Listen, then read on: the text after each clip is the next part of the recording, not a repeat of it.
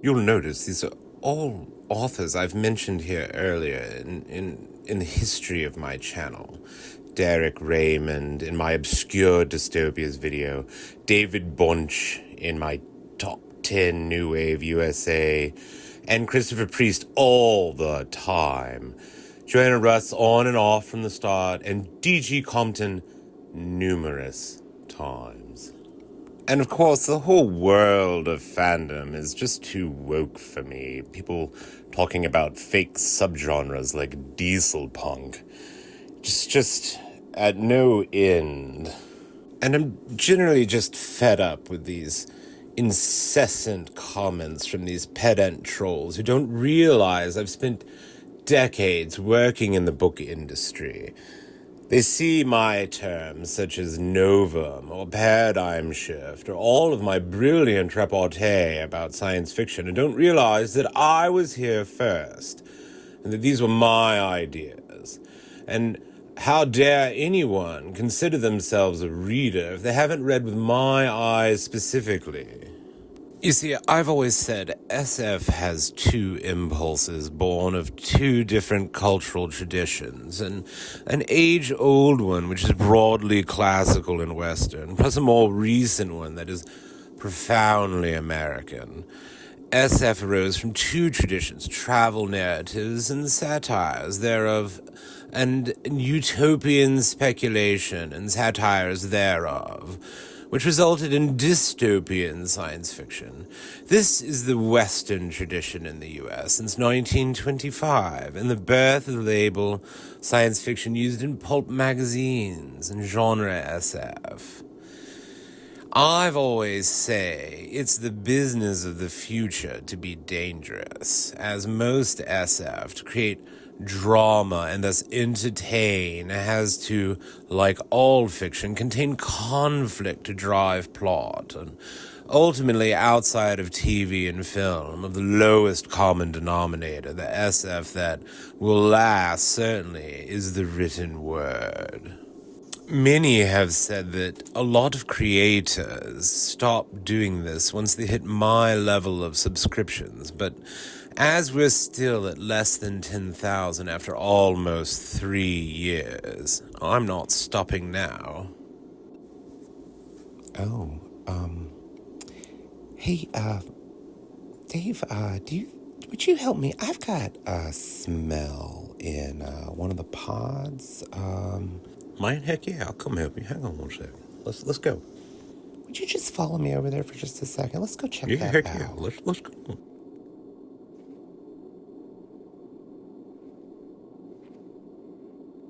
I mean, you know that I'm into conflict avoidance, and I don't want to...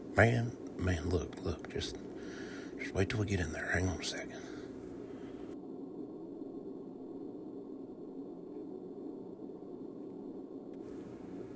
Oh my God. Okay, that's just yeah.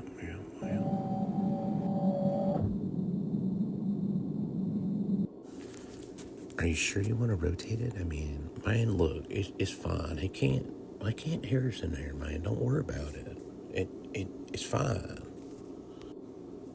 It's somebody else's channel, man. I mean, this channel ain't got no. I mean, ain't nobody watching. It's fine. Ain't nobody gonna see this.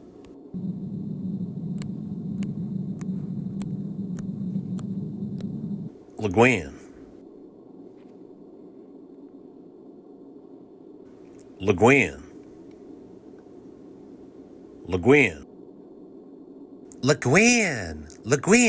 Okay, I think we're okay. All right, look. So here's the thing. I can't take it anymore, man. I know.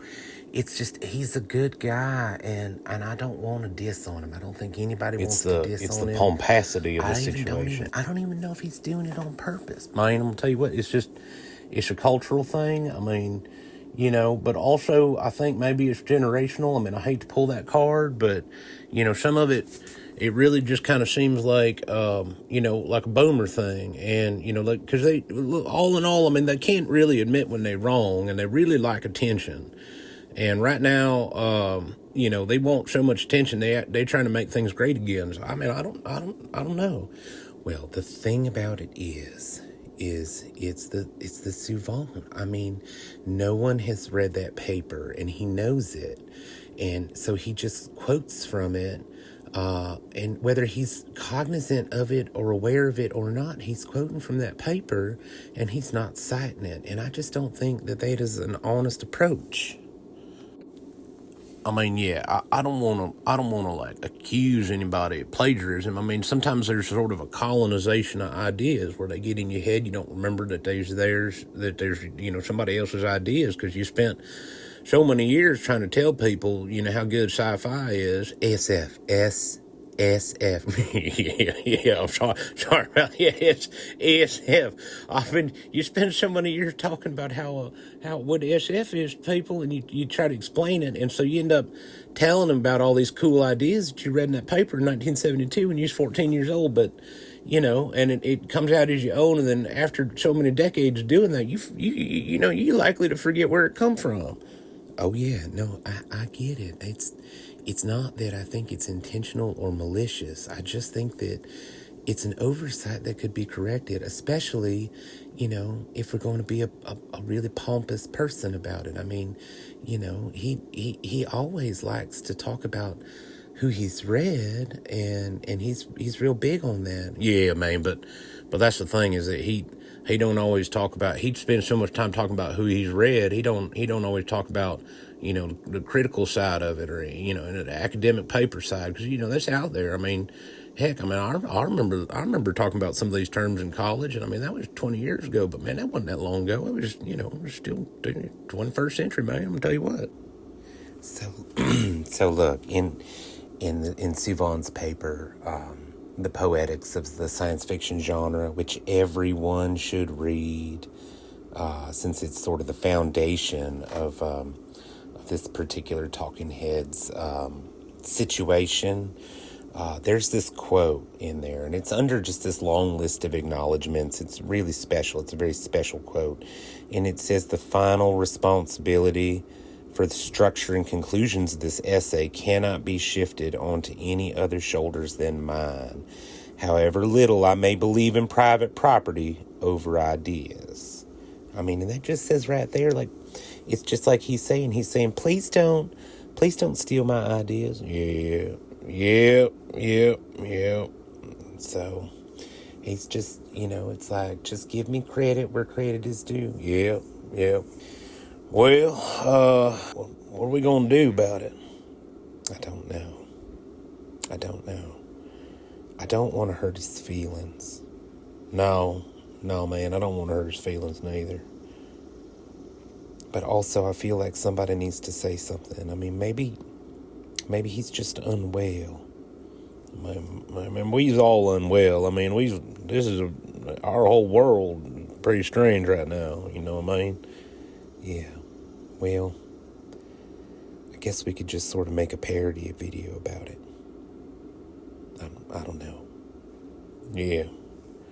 But we'd have to do it in a way where we don't actually say his name. We don't want to hurt his feelings, like I said, but we just maybe make it funny, make a joke out of it. Yeah, but how could we do that? We're in space, David. Man, Frank, I don't know. Maybe there'll be a part 2 to this video. I don't know. And look, I'm not gonna go on about this, but whenever he complains about something being woke, I just think, if you just say that you hate squee, we would all just agree with you. It would be fine. Oh man, yeah. No, yeah. You said, yeah.